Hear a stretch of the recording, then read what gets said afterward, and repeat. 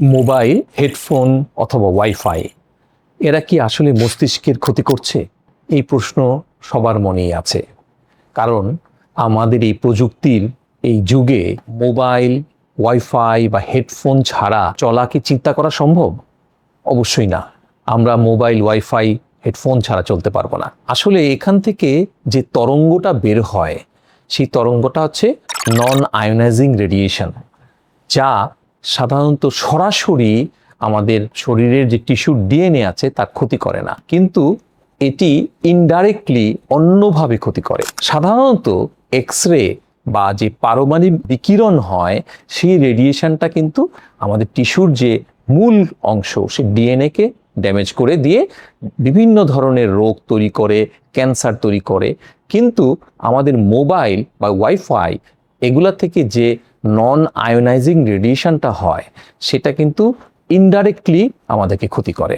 সেই ক্ষতিটা কিভাবে হয় আপনি দেখবেন, আপনি যখন দীর্ঘক্ষণ মোবাইলে কথা বলবেন তখন কিন্তু মোবাইলের যে অংশটুকু আমাদের লাগানো থাকে, লাইক আমাদের যদি কানে আপনি ধরে কথা বলেন তাহলে নর্মালি কানের ভিতরে টিস্যুর তাপমাত্রা বাড়ে, এবং টিস্যুর তাপমাত্রা বাড়লে কিন্তু দেখা যাচ্ছে সেখানে আমাদের যে অডিটরি নার্ভ বা আমাদের শ্রবণের যে স্নায়ু আছে তা কিন্তু অধিক তাপমাত্রায় ক্ষতিগ্রস্ত হয়। আবার মোবাইল থেকে যে ব্লু রেডিয়েশন বা ব্লু লাইটটা বের হয় সেই ব্লু লাইটটা কিন্তু আমাদের শরীরের ভিতরে ঘুম তৈরি করার যে হরমোনটা আছে, যেটাকে বলবো আমরা মেলাটোনিন, তা তৈরিতে বা তা প্রোডাকশানে ব্যাঘাত ঘটায়। যখন মেলাটোনিন তৈরি স্বাভাবিকভাবে হয় না তখন কিন্তু আমাদের ঘুমটা ভালো হয় না।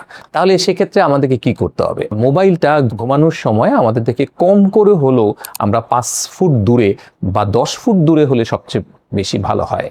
এবং ঘুমানোর আগে এই ব্লু লাইট কম করে হলো 2 ঘন্টা আগে আপনি কিন্তু মোবাইলের স্ক্রিন থেকে চোখটা দূরে রাখবেন, যাতে ব্লু লাইটটা আপনার মেলাটোনিন তৈরিতে ব্যাঘাত ঘটাতে না পারে। আর হচ্ছে যে ওয়াইফাইয়ের ক্ষেত্রে এটা এখনো পর্যন্ত মেডিকেল রিসার্চে ওরকম কোনো প্রুভড কিছু নেই বা প্রমাণিত কিছু নেই যে এটা থেকে সরাসরি কোনো ধরনের মস্তিষ্কে টিউমার বা মস্তিষ্কের ক্যান্সার বা ক্ষতিকারক কোনো রোগ হচ্ছে।